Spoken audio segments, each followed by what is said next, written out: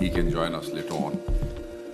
Once we are done with the press conference, then we'll have a high tea and we will have our Chief Minister joining all you guys for the interaction.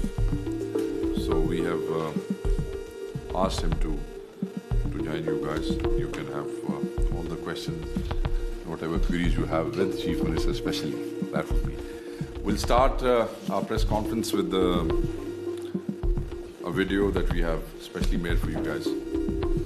There are two videos. This one who will actually explain, and then there is a file. Imran Khan called for peaceful.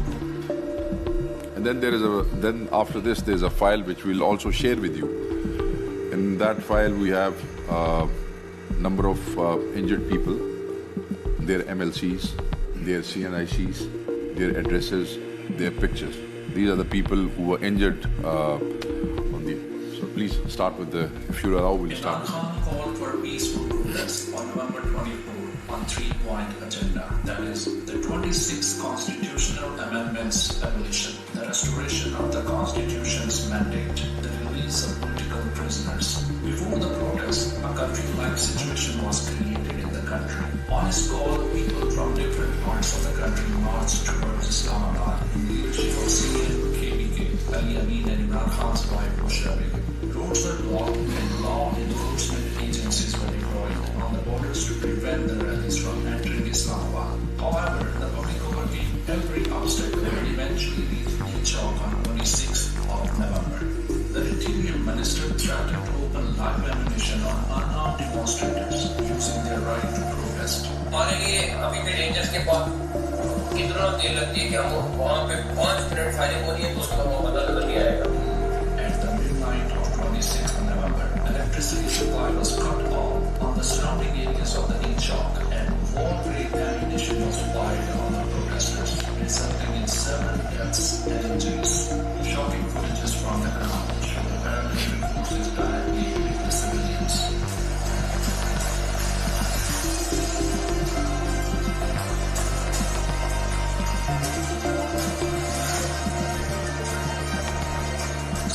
Pakistani journalist Ahmed Dean testified in live ammunition. इस दौरान इतनी शरीफ firing और इतनी शरीफ आंसू gas की शायरी हुई है कि मैंने इस्लामाबाद उतारी और मुझे ऐसा लग रहा था कि मैंने कहा है या सीट पे हूँ या मैं अफगानिस्तान हूँ. So far, 12 gunshot fatalities have been confirmed, while 139 individuals remain missing, leaving the total death toll uncertain.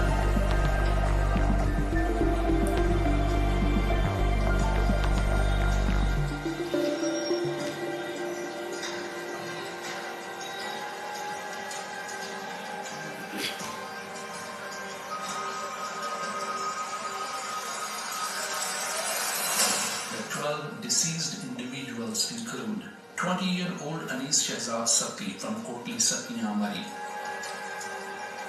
आप तो मतलब ये बहुत बता सकते हो उसके बारे में.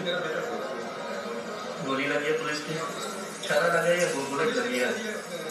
स्नाइपर की कोशिश की है. रेंजर्स वालों ने कहा कि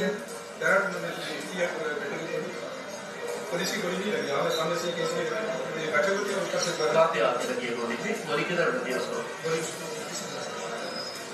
मौके पे डेथ हुई है या हॉस्पिटल में आके. Mubin Malik from Ahmedabad. Sardar Shafiq Khan from Dera Ghazi Khan, Muhammad Ali from Char Sardar, Ilyas Portzai from Kohat, Imran Abbasi from Haripur, Abdul Qadir from Ahmedabad, Ahmad Wali from Bishin, Balochistan. कौमी assembly में जो बैठे हुए ये कौन 47 वाले लोगों पर एफआईआर दर्ज करें. जिन लोगों ने गोलियां चलाने के लिए ये ऑर्डर दिया क्या उन लोगों पर एफआईआर दर्ज करें या जिन लोगों के हाथों में बंदूक थी जिन्होंने गोलियां चलाई या हम उन लोगों पर एफआईआर करें. That was Wali's family, Salim's brother Abdullah Khan, his father, and they very clearly said that they were under a lot of pressure to take back the claim that their son was killed by the army. They very clearly named the army. And they also said that when the funeral was being held of their son Ahmed Wali, that the police came and they said that we will hiss on the grave of your son. The father was crying and he said that we've lost our son, we've lost the elders. Now they've lodged 2 FIRs against us. One of them is that we had weapons in our home and the other one was that we were causing obstruction in the way of the security forces. Abdul Rashid from Ila Saifullah, Balochistan. Sardar Ali from Batan.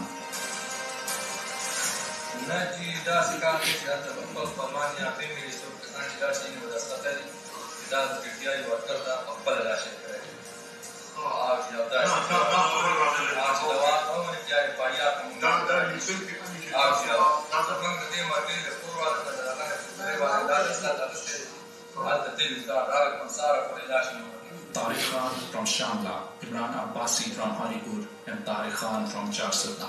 After the massacre, the regime tried to blanket the information as confirmed by the reports by BBC, The Guardian, stating that two major hospitals in Islamabad, PIMS and Polyclinic, were instructed against providing correct information. According to initial reports from Polyclinic Hospital, 26 bodies were brought there. The bodies were not handed over to the families until they publicly disassociated themselves from Pakistan Tehreek-e-Insaf. International media also reported the horrifying scenes at the hospitals. Senior investigative journalist Matiullah Jan reported that 26 dead bodies were brought to the hospital by night of 26 November 2024. हमारे पास जो document है ना उसमें एक serial time wise आते हैं patients तो उसके अंदर भी बहुत सारे पेशेंट कंट्रोल नंबर मिसिंग है और इस बात का इम्कान है कि जो डाटा हमारे पास है वो सिर्फ धरने वालों और एहतजाज के जख्मियों के बारे में है.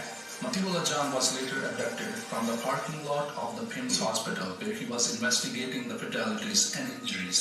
Several international media outlets reported about this crackdown by police and paramilitary forces. Al Jazeera reported about the use of full force from the state to clear the protesters. They are using live assault rifles, there's the Kalashnikov, AK-47, they are using, as you can hear that, they are using automatic fire and they are also throwing in tear gas.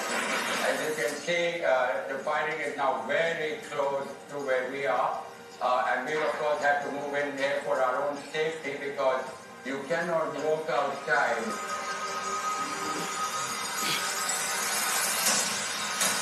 DW reported about brutal crackdown and deaths. Thousands of protesters have forced their way into the capital's government district, defying the ban. Officials say hundreds have been arrested in the crackdown. Several people were killed and dozens wounded in earlier clashes between protesters and police. Amnesty International raised concerns about brutal and lethal crackdown and demanded transparent investigations. TRT World reported about the casualties. A report by Dropsite Now reports that the operation was planned ahead, including live fires and subsequent cover-up.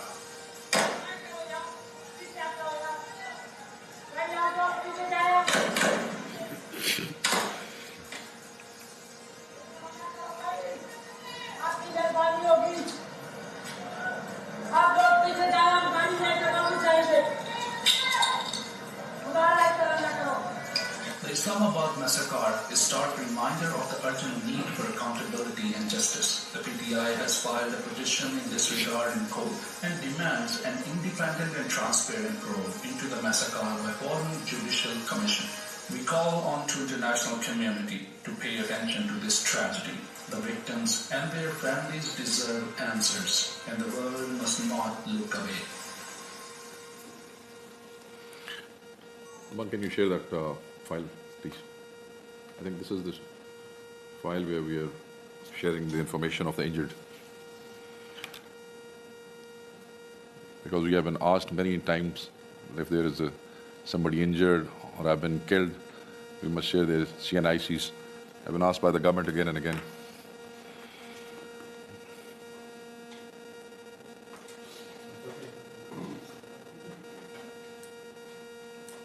We will also share this file with you guys.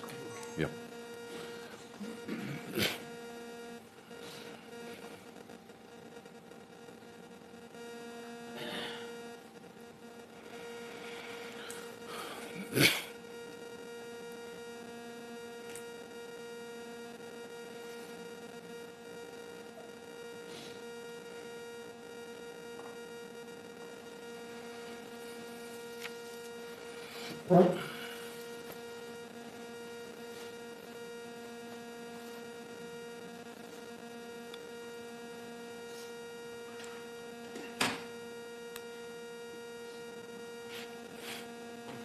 Report here to run injured.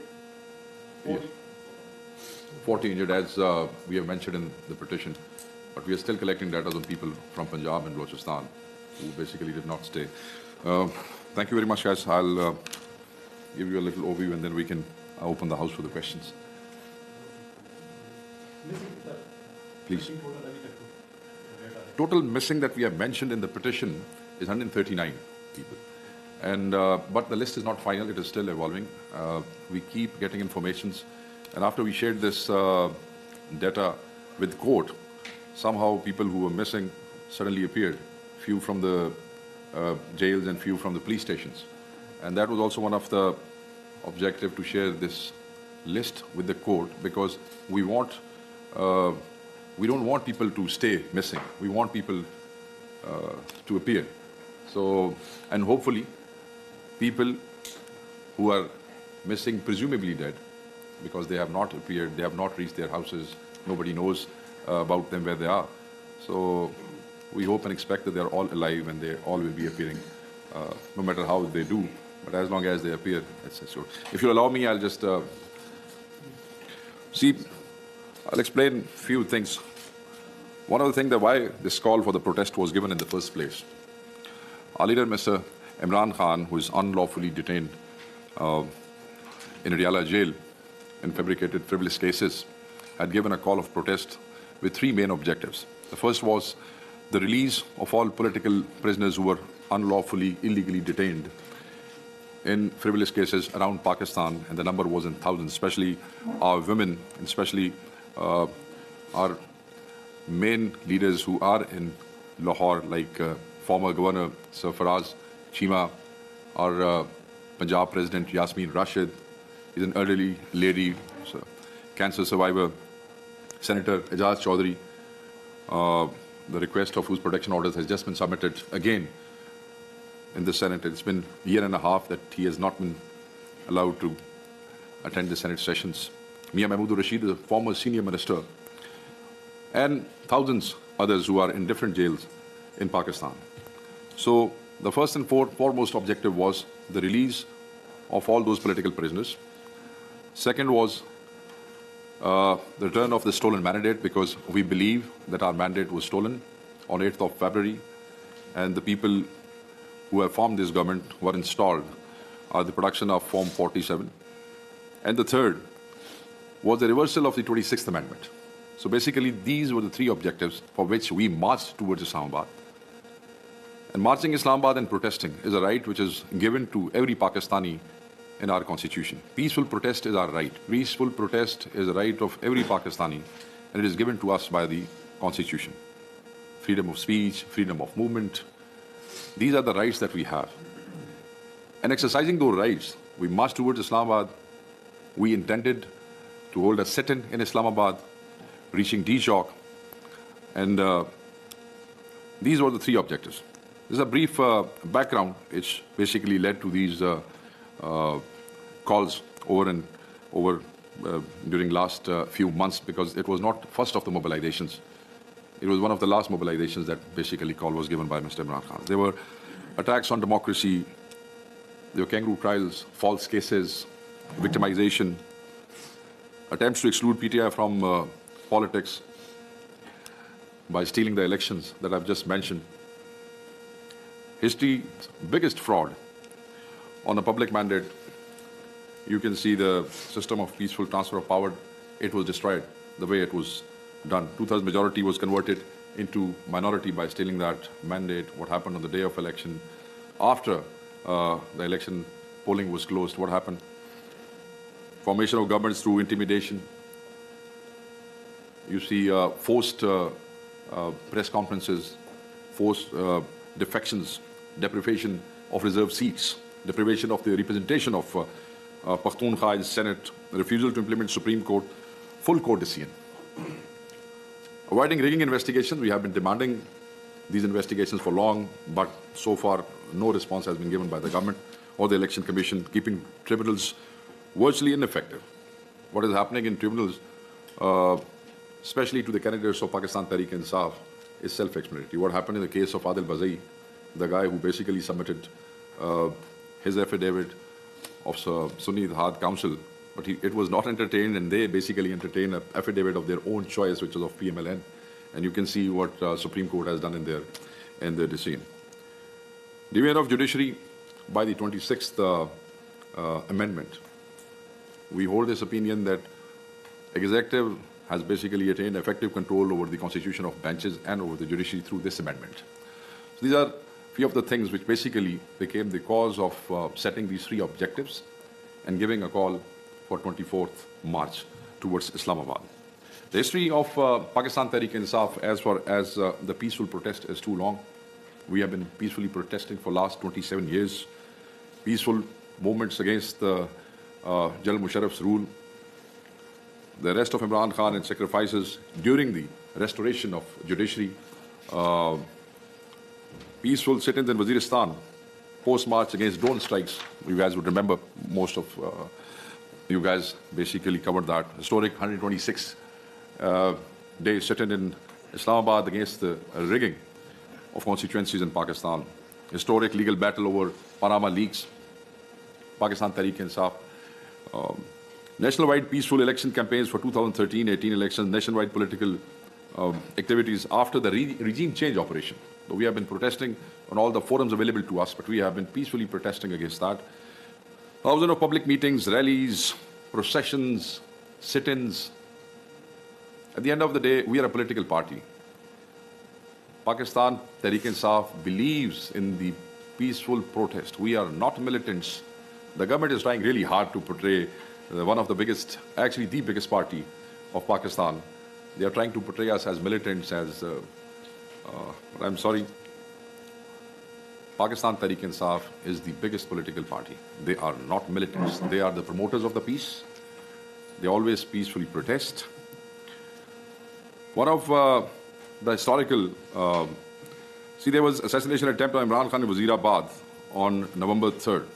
Again, after this assassination attempt, there was no violence.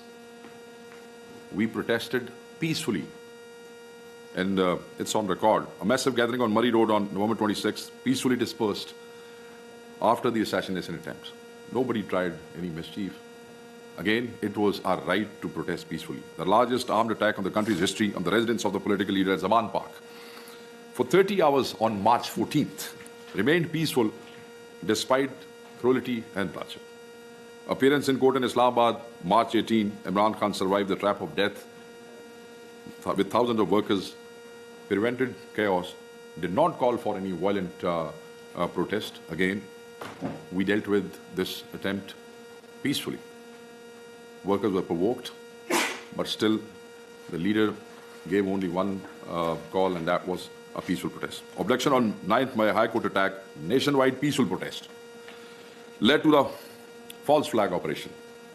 And we are still demanding a higher powered judicial commission to probe that. We have still been asking about the CCTV footages, not the footages that have been released in small portions of few minutes. We actually have been demanding a CCTV footage of the whole day, of all the main places that have been mentioned in that false flag operation and have been basically being mentioned again and again. Demanded a judicial investigation, but again, still not heard. Everything has been done. CCTV footage has disappeared. The judgment of Justice Amir Farooq is in front of the nation. The Supreme Court decided and basically declared the arrest illegal, ordered the release, but till date, the real culprits have not been arrested. Afterwards, forced towards the abduction of the statements and Istakam Party, the party which was basically made out of Pakistan Tehreek-e-Insaf, again, forced press conferences, defections, hundreds of fake cases, arrest of thousands of workers. Who else could have been alleged PTI for tarnishing the peace of the country except the unscrupulous, malicious, and corrupt official mafia imposed upon the country through that stolen election? All these political miscreants together cannot claim the sacrifices the Pakistan Tehreek-e-Insaf has made for the country, its democracy, its constitution, and its judicial system. Just after the false flag operation on May 9th, we, Pakistan Tehreek-e-Insaf, claim that we are the guardians of this country's democracy, and its constitution and laws and traditions and public sovereignty. The attitude of the government nationwide after the protest was threats, bullying, oppression, closures, obstacles, fake cases, attacks on the Federation, police, ranges, in Punjab, CTD, special branch, law enforcement agencies, or God knows who, where and what, but anybody that they could use, they did. This is what happened. Invasion of the misleading and hateful propaganda. A lot of fake news every day. We have been responding to so many fake news in the last few days that you can't imagine. Every day is like a sort of a factory of fake news that they'll just come and it is very sad that without confirmation of the facts, there have been leading channels in Pakistan who have been running it, then you again say, you give a rebuttal and then they are fine with it, they'll also run that, but they will not bother to actually see if these are factual. Planning of the bloodbath. See, the account of the massacre, I'll just keep it brief because I would like that you guys would have many queries. I will just keep it brief. This is the darkest chapter in the history of Pakistan when unarmed civilians and citizens were fired upon by their own police and they were killed without any fear of accountability and any sense of humanity. The way they were killed, the way the bullets were fired, the way that guy who was on the container praying, he was kicked off the container. There was no humanity. I don't know what went to these guys. Snipers were deployed. Who uses snipers on their own people? Who uses urban snipers on their own people? And why use urban snipers? Getting to the D chalk was our constitutional right. There was this PTI-specific law which was passed a few months ago. If our youngsters, because Pakistan is young, Pakistan Tehreek-e-Insaf's main following and the majority of people who was marching towards D chalk was young. And if they were violating any law, which we don't think so, because we don't think that that draconian law should have been in place, our right of protest, our right of freedom, our right of speech, this is given in the Constitution, and courts have to defend that right. Who will give us safety? Who will secure that right for us? So if those were youngsters were there violating any law, they should have filed the cases. And when they would have filed the cases, courts would have decided. But in which law? Just protesting and reaching D chalk. Who gives them authority? Which constitution, which law gives them authority to fire on their own youngsters? Pakistan Tehreek-e-Insaf has always upheld the supremacy of the constitution, has always upheld the supremacy of the rule of law. And we maintain that it was a peaceful protest fired upon by the snipers and all the guns that they used. Hundreds were injured and deprived of the medical treatment. They were rushed to the hospitals. Hospitals basically refused them treatments, pushed them out. Hospitals were cordoned. People, because of the fear of their arrest, most of the people did not go to those official hospitals, namely PEMS and the polyclinics. People rushed to the private hospitals. Most of the people, youngsters, with the fear of arrest, they left the city injured. So we are still collecting that data from different districts in Punjab. We are still in the process of collecting data in KP and in Balochistan. In Balochistan, you would have heard that there was this dua being performed in a mosque of one of the martyrs, and the police raided that mosque and then filed FIRs on one of the family members. Here there's this one martyr in Pindi, Kotli, Satya, he's resident of Pindi, but Anish Sati, his family has been harassed. Their house in Kotli, Satya was partly destroyed. There are people, masked men, deputed in their houses. If anyone goes to condole, you can see people in a mask roaming around and writing their reports. Who knows, special branch, CTD Punjab, or security branch. The bodies were concealed. An attempt was made to convert deaths into accidental deaths. The case of Shafiq Lon, 3 days they did not hand over the body. And they were, finally when they did, it was from a Pindi hospital saying it was an accident.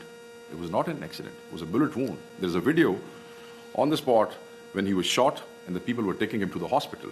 But still they pushed. Actually, all those who came to the hospitals to claim the dead bodies were told that they will not be given the certificates unless the cause of death will be of their own choice. Post-mortem were refused. There was one post-mortem who was performed in one of the hospitals. That's because a lot of people from the family of the martyr gathered there. They pushed the doctors and the police. They had to open the mortuary, unlock the doors, took their bodies out, forced the doctors to do it. Then police was there, then forced the doctors. Still, even after the performing of the post-mortem, they did not give them the official post-mortem reports. Rather, they wrote the report on a white paper. So the family of Anish Sati has gone to the court to get the official report of the post-mortem. So one post-mortem performed and still no official report was given. I mean, where in the world this kind of inhumane thing is done by the doctors? These doctors work for the same government who basically fired those bullets on these kids. These police officers, why we have not been able to lodge these FIRs? Because these are the same people who fired bullets on us. And in an Anish Sati case, they have gone to the court with a petition of 22A for the filing of the FIRs. All those martyrs and their families, they are being harassed. Their families are being harassed. They are being told that there will be cases on them. They have been told that their life will be hell if they go to the court, if they go to the police, if they try to file the FIRs. This is what is happening in the Qaid's Pakistan with this installed government. Hospital records were altered, discarded, false information was entered, pressure was set to the hospital management. One of our IDF doctors and 2 male nurses were arrested when they were trying to get more information to the hospitals. We got them released after 3 or 4 days. Then you have this on record. There were senior journalists who were trying to gather more information from the hospitals. They were arrested and frivolous false cases were registered against them just to ensure that they don't speak and they don't ask for more information. Citizen property was looted, cash, valuables, mobiles were looted. Where in the world police force or the rangers start damaging the property? Which law gives this authority? I don't see any law in Pakistan where the police or the rangers are allowed to actually thrash and damage and destroy the property which was left by the protesters when they were forced. See, when these protesters reached Islamabad, they were ready for the tear gas shelling. They knew they are going to Islamabad. It has been happening for the last 3-4 months. The number of mobilization, they had been facing these tear gas shellings, stun grenades, rubber bullets. So all those youngsters were ready to face all that. But what they were not ready was for the live ammunition, for the live bullets. They did not, we did not expect that this government will order shooting at their own people, firing live ammunition at their own people, the youngsters. And then there's an impression. And this is very important. And I think it is important to mention here that they say that because they crossed D Chalk and they were trying to enter Red Zone, that's how and when the fighting started. No. The first protester who was injured with a bullet wound was on 24th on CPAC Road. When there was obstacle and stoppage at Daud Khel and Mia Khel was removed. Those convoys which were coming from the south of KP, between Asr and Maghrib prayer, the first protester was fired upon and shot in the belly. He was taken to the hospital. And then people were shot. If you take all the videos, many people who were shot and killed were before Red Zone. So this narrative, well, the government says not even a single bullet was fired, and they were trying to build this narrative with their own aligned people in the media and in some talk shows and some press conferences. But thanks to the Deputy Prime Minister, who has come from firing no bullets to the aerial firing. And hopefully that aerial firing will prove over the time in the courts of law that aerial firing was not just aerial firing, that firing was aimed at the innocent protesters. Then there was another senator, Afnanullah, who said on the floor of the House that he felt sorry the way the bullets were fired upon the protesters. Though he was blaming us for getting to that situation, but at least he accepted that there was bullets fired on our people. This is how this narrative that they were trying to build, that no bullet is, and they have been pushing it every day in all the presses and all the talk shows. Where are those martyrs? Who was killed? Where is the CNIC? Everything has been presented before Pakistani media, even every day. In all talk shows, we have done 2 presses. Life has become so difficult for our people that even on the floor of the House right now, out of the 94 members of the National Assembly, you would only see 15 or 20. Most of them are facing these frivolous cases all around Pakistan. I was assigned to stay back in Peshawar to coordinate with the media and the managed information and all that. I have got more than 18 plus cases of 26 registered against me. Even that the Rangers accident case has been registered against many of us, including me. Hundreds of peaceful, innocent, patriotic Pakistani left for the protest in those caravans. See, later in that afternoon, government goons, especially the cabinet members that we have already fixed the responsibility on in the petition that we have filed in the court, the government's rumor-mongering and information cell began to bully and threaten again. One of that we have just shared with you. But then there are many, again, if you go in the talk shows, they have been literally threatening everybody. Police, Rangers, FC personnel had already cordoned off the areas. See, why we say the number of deaths is a lot more than what we have confirmed is the way they again cordoned off the area after 26th. They stopped people from entering there. There was activity, ambulances, vehicles going in and out. Nobody was allowed to go in. So we are confirming that, and it will not. The way these missing people have started appearing, we think the number of deaths is a lot more than what has been confirmed, but they will not be able to hide it for long. You cannot hide these deaths for long. You cannot. The media was removed. You can see I've just mentioned the case of Matiullah Jan. A night before that 5 minutes warning that we have just shared with you. I'll come to the future action plan, then we'll discuss. The blood of martyrs demand justice. Pakistan demands justice, and inshallah we will get justice. We will not rest. They can victimize us. They can file hundreds and thousands of cases against us. Until the day the last supporter of the PTI remains, we will not rest. Our kids will get justice, and we will get justice, inshallah. A high-level judicial investigation inquiry has been demanded again. It should be conducted, and those responsible for the massacre of Islamabad, they should be brought to justice. Proceedings should be initiated by registering cases which are being denied right now to us. Postmortems. It should be against the Prime Minister Shahbaz Sharif and the cabinet members which we have duly nominated in the petition that we have filed in the court of law. All missing persons should be recovered and released. Again, I will say that I pray that they are all alive. If they are being held somewhere, it's not on record. If they've been held by CTD, special branch, or any other branch, we demand their release. Detained Pakistanis should be brought before the courts, and efforts to restore the justice should be stopped.